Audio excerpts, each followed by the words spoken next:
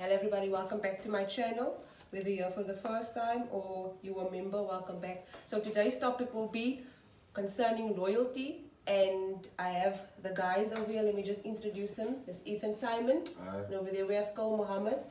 We have Kern over here, Kern Walsh. And over there you can't see the person, but it's Herschel. He's we have him on video. Now my question is loyalty. What is your view on loyalty? Kern, what is your view on loyalty?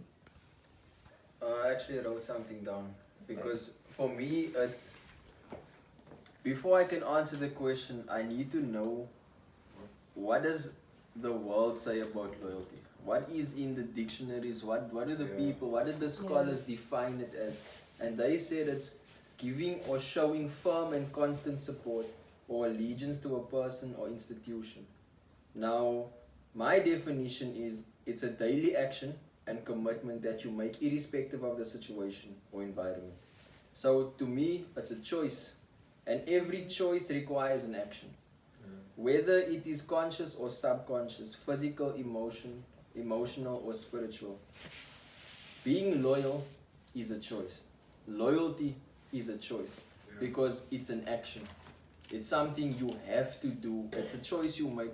I can only be loyal to you if I commit to myself that I'm gonna be loyal to you. So it's a choice that we make consciously, and eventually it becomes subconsciously.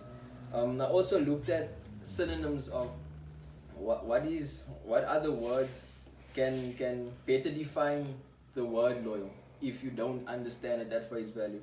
It's faithful. To be loyal means to be faithful. And if you look at Noah is a perfect example of it.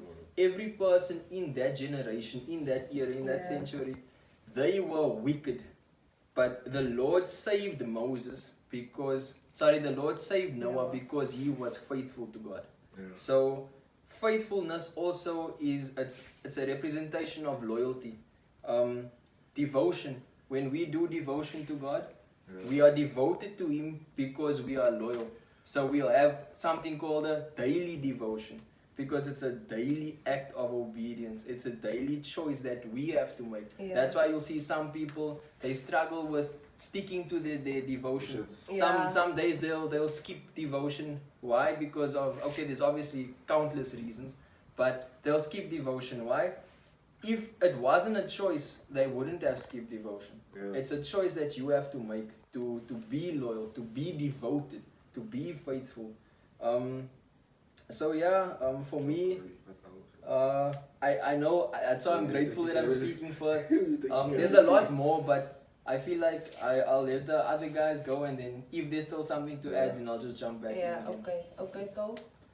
Okay, so for me, I would say that loyalty is something that's proven, and when you meet someone and you walk a journey with him, you can't just say they're loyal. That person needs to walk with you through difficult seasons, through trials, through tribulations. If we look at Job, Job was tried, he was tested, he was afflicted, he lost every single thing that he had. And his loyalty, his faithfulness was shown unto God through all the adversity, through all the tests. So I would say that loyalty is something that is proven through testing, through hardships. How I would know is if someone is loyal is that if they can walk with me through tough times, through hardships, and they still there through it all, that's when I know that they are loyal. So in me, defining loyalty, it's persistence, endurance, and that's just what loyalty is. The way that I see it is endurance. Come what may, I'm gonna be there for you. That's how I see loyalty. I would say loyalty is not only spoken affirmations, but like Kern said, a constant choice. So when you make your choice, you stick to it. So by that, I'll use Lot as an example. Lot was a man that was in the middle of Sodom and Gomorrah. So there was a lot of sexual morality going on. There was a lot of temptations for a man in that period of time, and he chose every day not to indulge in those things. So it's easy for a guy to say, for example, it's easy for a guy to say, I love you, I'm loyal to you, but he chooses every single day not to be loyal to you. And a lot of people they will say, yeah, but you are loyal because you don't cheat. But loyalty is a lot of different things. Yes. It's entertaining the opposite sex. It is having certain conversations. It is having certain thoughts also. Because you will say that you are loyal, but your thoughts are not loyal to the person that you are with. So, for example, I say I am devoted to God, but my thoughts are continuous on sin. I am continually sin-filled in my thoughts. So Lot, and another point as it is, Lot, when they got out, they were told not to look back. It's another thing. As soon as you say you are loyal, stop looking back to what is happening. Lot's wife looked back. She still got tempted by what was happening behind her. She wanted to see what is happening to her sin. She wanted to still have a last look at her sin. Once you say you are loyal, you're loyal to God, you are loyal to your person, there's no looking back on it. Yeah. You have that person. When you say, look, I got you and I got you like this, you actually have them. As not, I'll have certain conversations, I'll entertain certain thoughts, I'll entertain certain people. No, it's you and me and you, and that is what loyalty is to me. Okay. Is there anything that you would like to add, Glenn? No, you guys spoke a lot now. Yeah, but I agree with what they're saying. Another way that I looked at it, it's to abide. Jesus says that my Father is the gardener. I am the vine, you are the branches. So when we abide in Him, He abides in us, and ultimately we abide in the Father. And that comes with loyalty as well. We need to remain in Him. And it's the same with the relationship. To be loyal means to abide. And to abide means that what's yours is mine, what's mine is yours. It means that your troubles become my troubles become your troubles. Your struggles become my struggles, and my struggles become your struggles. In a relationship, it shouldn't be me against you, but the world against us and us against the world. So when it comes to sin, it should be a partnership tackling the sin. Because if it comes to sexual immorality, like you spoke about with Lot, if we are not on the same page with regards to that, then it's never going to work. If I want to influence her and she's trying to stay pure, then it's not going to work. If she's trying to seduce me but I'm trying to stay pure, it's not going to work. So when we abide, we share. We're not only sharing ideologies, we're sharing feelings, we're sharing thoughts, we're sharing goals, passions, we're sharing, but it also comes with a lot of compromise. Yeah, especially. And with compromise comes the difficulty, because now you are now putting off stuff that you've done your whole life to satisfy this person, and they putting off stuff that they've done their whole life to satisfy you. But the point of the matter is, if you are loyal to each other and you guys have made the decision to be loyal to each other, like Ethan said, that's when you don't go back. The compromising comes within the relationship, and it will always be there, because you'll always see something that you don't do that this person is doing. But because of loyalty, you can work with it. The compromise comes as a result of abiding communication. It comes as a result of respect, being there for each other. So the more you understand each other, the more loyal you can actually become to each other. Because like Monique said, females are very emotionally aware, whereas men are more technically inclined. So where we see things in one way, like for example, a nice example you used was the way you speak to other girls, for example. Yeah. They might see it, you might see it as it's not a big problem, but they will see it as, what are you even doing? Yeah. So your loyalty gets tested in every small way. And the topic that we spoke on here, the way the enemy uses men today, or women for men to influence men, it's so blinding. You can't even see it if you don't have revelation from God, because it's everywhere. Yeah. If you're born into this, you won't even know it's there. So it's very important for us to acknowledge these things and to see it for what it is, so that we can help.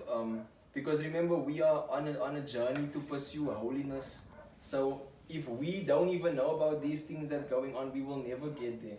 So one thing that always works is if you are loyal to God. Yeah. Because if you're not loyal to God, you can't be loyal to anybody else. Because everything comes through that, and everything flows through that. There was one synonym that I really liked, and that one was firm. To be loyal means to be firm. You can never look back. It's now and it's forever. Yeah. So yeah, that's all I wanted to add still. Here I have a loyalty chart, and basically everything, can you guys see? Everything that you guys said is confirmed in this. Over here, I have commitment, trust, and faithfulness. Over here, I have 20%, 50%, and 100%. So over here, you get person number A, the blue. This person believes in giving, when it comes to commitment, giving 100%. Now, commitment means support, always being there for that person. When that person needs you, you're always there for them. This is, so they believe in being very supportive, 100%. But when it comes to trust, they only give 50%. Yeah. Then when it comes to faithfulness, they only give 20%. This is an example of a person A. A person B, they believe 100% commitment, 100% trust, 100% faithfulness. Then you get C, 50 everything. 50% commitment, 50% trust, 50% faithfulness. And this is confirming what Kern said. If you do not get to know the person that you're in, your partner, what personality they are, on what level they are mentally, spiritually, emotionally, if they don't have the same view, that's why before you date, ask them, what is your intake on loyalty? Let them know, what is your intake on faithfulness? What is your intake on trust? You need to know that you guys are on the same page, because what happens, you are a person B where you give 100% commitment, 100% trust, and 100% faithfulness, but now you are dating someone that is giving only 50. What happens is that you expect 100% because you're giving 100%, but they only giving 50%. Now over here, I made this arrow because there is an imbalance, there's space there. So this arrow is for imbalance. There's an imbalance, this here. And over here, check this imbalance over here. Because this person, again, only gives 20% faithfulness. So, and you giving 100% faithfulness. This is why many times people are cheating. Yeah. Bear in mind, this is their view. This is their view on it. They see nothing wrong with it, because to them, they will be 100%, they will support you. They will be there when they need you. But they only give you 50% of their trust. This means they are not vulnerable. They are not transparent, and they are not open. And if a person is not open, vulnerable, and transparent, they cannot trust you. And if they cannot trust you, how can they be faithful to you? Because how can I be faithful for you if I don't trust you? Yeah. You need to be open in order to trust. You need to be vulnerable, transparent in order to trust 100%. In order to trust that person and give you everything, you will be faithful. You will not be faithful if you don't have trust. No relationship. If you can't trust that person, you will never be able to be faithful to that person. So now this is the problem. Now you're sitting with the imbalance in the relationship, because you are giving everything, 100% faithfulness. You're 100 in vulnerability. You're giving yourself over to this person emotionally, but they only giving 50%. There is an imbalancement there when it comes to openness, transparent, vulnerable. There is an imbalancement when it comes to faithfulness. What happens is your partner, if I'm saying now, if all of you are B, your partner is getting satisfaction. Why? Because you are meeting their expectation. Their expectation will be what they're giving. So if they are 20%, the expectation from you is only 20. If their expectation is 50, if they giving 50, their expectation is 50. If they giving 100, the expectation is 100. So you are satisfying their needs. You satisfying them in the relationship, but you're not getting satisfied because they're not giving what you expect from them. So there will always be that imbalancement, and this is why you always end up being disappointment, because you're not getting what your expectation. Their expectations are being met, but not yours. This is why every time over and over you get disappointment. Is because you need to check out, is this person on the same level as you? If not, there will always be this problem, especially when it comes to this over here, trust, being vulnerable, being open. Now, this is the question where I want to ask, what is your intake on why men shut down emotionally? So why do men shut down emotionally? Yeah. I think the number one reason for guys is rejection. If they pursue a woman they think is worth pursuing and they get rejected by that woman, it's like, you must remember, for guys always find a way to have options. So in his mind, if this is his best option and his best option rejects him, it's like, it's game over now. Now I'm despondent. I don't even know what I want anymore, because all my energy was being put into this one person that I was pursuing, but this one person rejected me. I think they, in the most latest term, okay, it's not latest anymore, but one of the terms that was frequently used is called the friend zone. That is a place where lots of guys used to find themselves, still find themselves also, and that is one reason why I believe men shut down. But another one is loneliness and abandonment. If, for example, if you grow up without a father, you don't know how to be a man unless somewhere along the line you meet a father figure who can show you how to be a man. As much as we love women, they can never teach you how to be a man. Yeah. So in that way also, growing up, we know how our peers are. There might be those guys who tend to be bullies, who feel like they have it all, and you still trying to find direction. So they already see themselves as superior to you, and then every day becomes a battle for you. In school, in high school, whatever, it becomes a constant battle that you must face, and then you go home and overthink. Because I think that's the point I just want to touch on. It's abandonment and loneliness. Okay, keep that abandonment, loneliness, write it down, keep what you said. Abandonment. Loneliness, everything that you said, write it down, keep it in case you forget. Go. Okay, so what I can say is why do men shut down? Well, like Kern said, rejection, and I would say it's also hurt or offense, because it's like the same thing. Hurt in a sense of repetitive hurts. Men are really sensitive, and with men, they don't know how to handle their emotions as well as women do. So the more you get hurt, the more you step away and you set a boundary for yourself, and you get hurt again, and you get hurt again, and you get hurt again. So you continually step away further and further, but there's that one point you get to, that one point where it's the last straw, and that person still does that, and then you shut down. And when a man shuts down, he doesn't know what to do. He lingers there for a long time, a very long time, and he doesn't know how to get out of that, because he has put measures in place to protect himself, because he knows how sensitive he is, and he doesn't want to experience that same hurt or that same trauma again. So when a man shuts down, he doesn't know what to do. He's stuck there. But as time goes on and he learns to trust you and be vulnerable, he opens up more and more to a certain extent. So with men, they shut down they don't shut down immediately. It happens in stages. The more you give them that, the more you persist in rejecting them, in hurting them, in pushing them away, the more they step away. Because men don't like to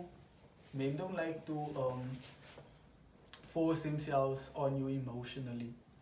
They want that openness. They want they want you to welcome them, and they don't want to be in places where they are not welcome, because we can sense emotionally what is happening around us. Yes, we are flesh and blood, but there's a spiritual aspect to us as well. We sense emotionally. It goes way beyond the physical. So we can sense like, okay, I don't feel like I can do this, or I don't feel like I'm welcome to a certain extent. So let me just keep my distance, and it just depends on how much you get hurt, in my opinion. So yeah. Ethan. Yeah. Trust is a very scarce commodity when it comes to men.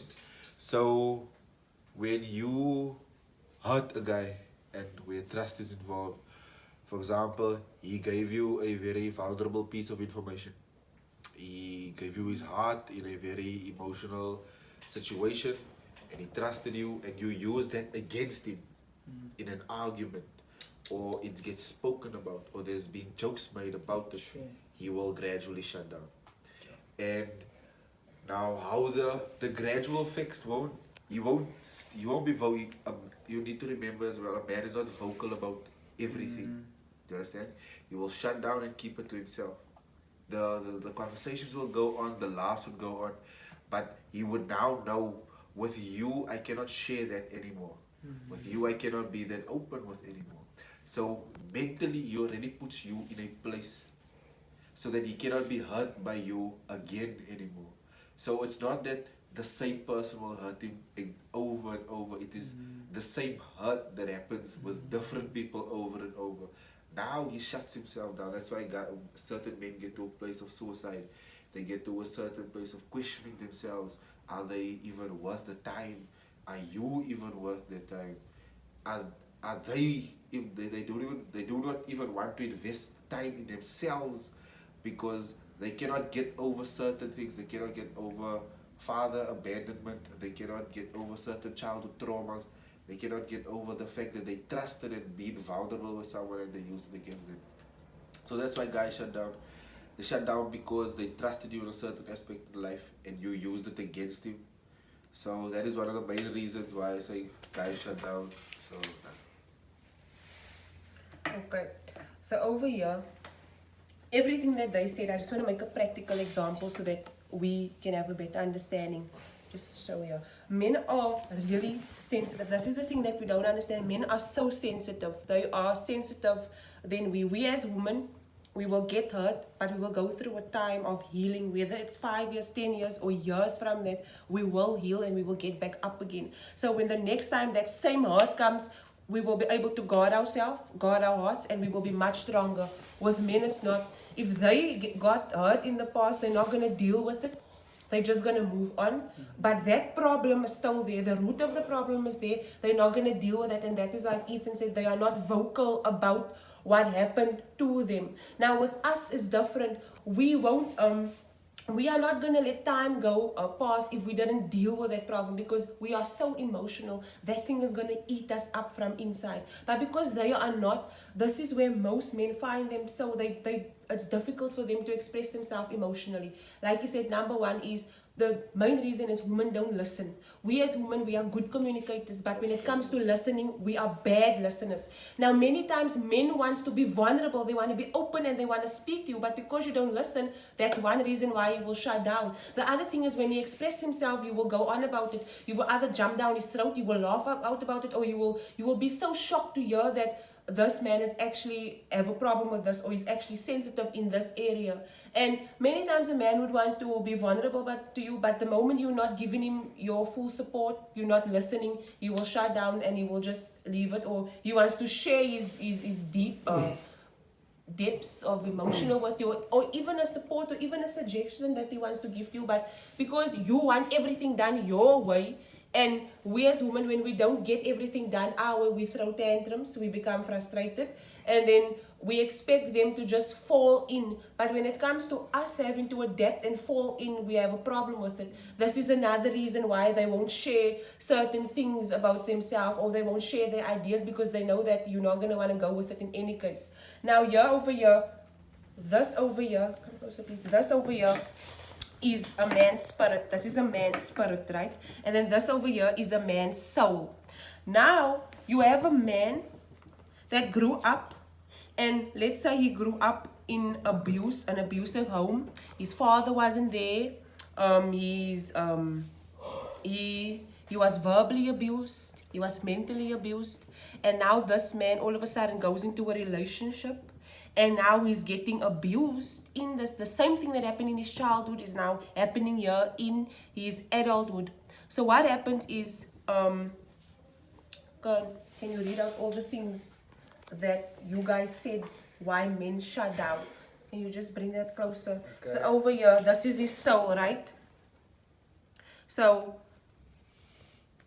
his father wasn't there. Immediately, there's a big part, half of him is gone. Because as a man, you need your father to be there. So because your father wasn't there, half of you was already gone. Or your father is in your life, but he's not giving you, he's not an example, he's never there. So there's a big part already of you that is missing. So already you are halfway in there. A part of you is missing. So here you find yourself in a relationship. You've gone through all these things, and then you hear your wife or your girlfriend or your partner saying you are useless, you are good for nothing, you are lazy, you are... Yeah, there's rejection. There's rejection. Abandonment. There's abandonment. Hurt. There's hurt. Broken trust. There's broken trust. And loneliness. There's loneliness. Mention more words that hurt you guys. More words that you don't know how to express yourself, or that you don't know how to be vulnerable. Pressure of society. Misunderstanding. No communication. Women not listening to you. Anything, Cole? Anything? Sexual frustrations, pornography, masturbation, media, feeding you all the filth in your soul, and then big struggles financial pressure, children comes, and then you don't know how to be an example to the child because you never had a father, because half of you is missing, because your father wasn't there. And you coming closer, I want people to see. And you as a woman, you're telling him all these things, and you're not understanding how sensitive he is, right? And over here, that is his soul. And over here, because of all these things, men's outlet is they go to drugs, they go to alcohol, cigarettes, strip clubs, suicidal, gangsterism, all these things, the outlet, and then this is their spirit. So now over here you have a pure white spirit, but all this filth, because of what happens, this affects their spirit. Pornography, masturbation, wasting their sermon on unnecessary things, wasting their energy, their spiritual life energy that is in their seed that the Lord has given them is being wasted because of this that's happening in his soul. This is how it's affecting his spirit, and his spirit is being affected by all these things. And at the end of the day, we wonder why men can't think straight. Why are they dogs? They filth, they trash. This is what we say. But it's all these things that are affecting them. So over here, at the end of the day, this is the man's spirit, and this is his soul, because of everything that happened, right? And this needs to go together.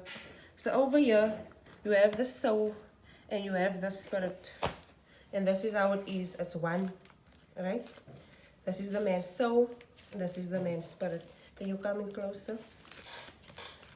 And this is how men look. Men out there, they are broken, they are hurt, they are rejected, they are abandoned. And this is the men that we have to end up marrying. Men like this. They don't know who they are. They don't know their worth. Their ego was lost because of everything that happened. This is our future leaders, because every man is a leader. And this is how our future leaders look like. Like this. Because of everything that they went through.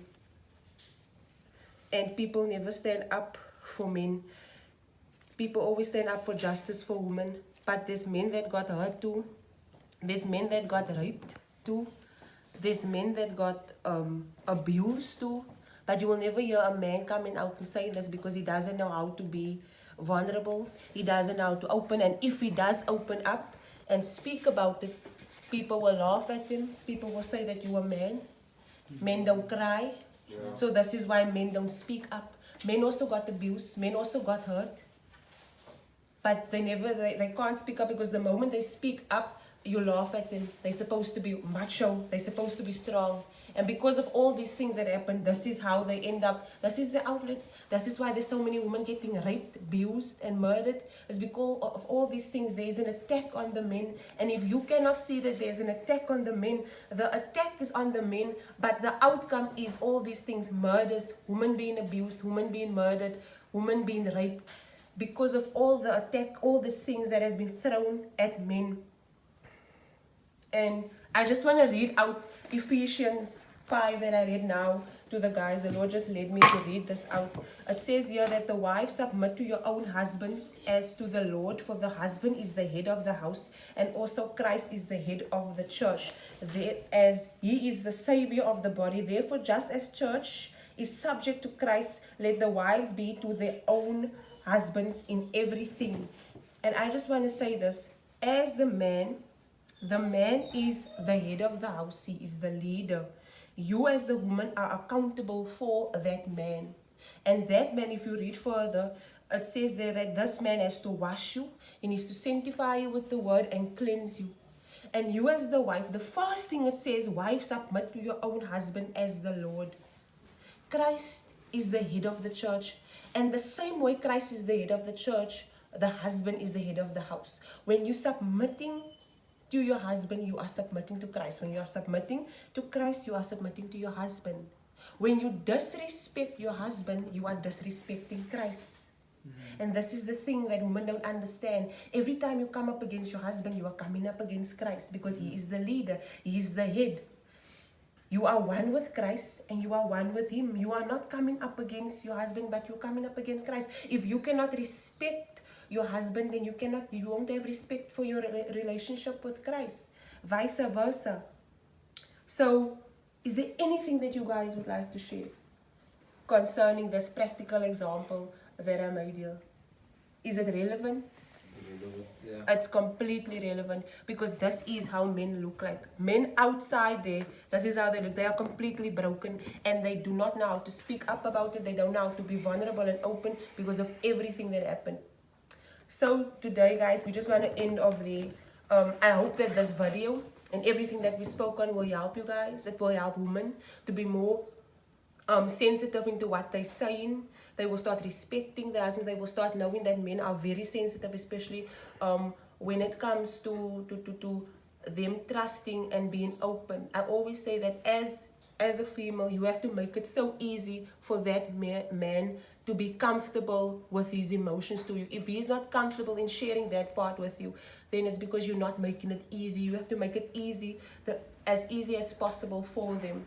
And do not be a stumbling block to the ministry of God and the calling upon their life, but rather support them and help them be vulnerable and open in that area. Make it easy for them to express themselves emotionally. Just start listening and observing more, and and they will start communicating more when you start listening more. Is there anything else that you guys would like to add? Nothing. They have said everything that they needed to say. So yeah, guys, have a blessed day. I hope this video will really bless you. Amen.